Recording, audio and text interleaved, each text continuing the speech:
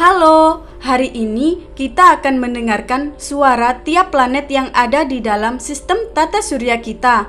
Tapi sebelum kita sama-sama mendengarkan suaranya, kita pengen kalian tahu dulu nih tentang gimana sih proses ngambil suara dari tiap-tiap planet di tata surya. Apakah mesti ada dulu yang turun ke planet sambil bawa sound recorder buat ngerekam suara planet itu? Kalau kalian mikirnya gitu, berarti salah guys.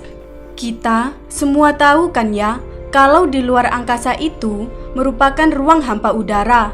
Di luar angkasa, suara tidak dapat merambat dan terdengar, tapi gelombang elektromagnetik yang terdapat pada setiap benda-benda angkasa dapat didengar. NASA menggunakan wahana antariksa seperti Voyager 1 dan 2 untuk merekam suara tersebut. NASA berhasil merekam gelombang elektromagnetik dari beberapa anggota tata surya, lalu mengirimkannya kembali ke bumi. Seluruh instrumen yang digunakan NASA itu merekam getaran gelombang elektromagnetik 20-20.000 Hz.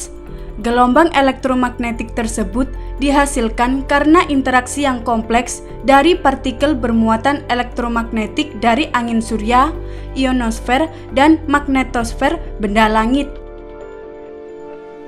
Nah, kalau sudah pada paham, yuk mari sama-sama dengar suara dari tiap planet yang ada pada sistem tata surya kita.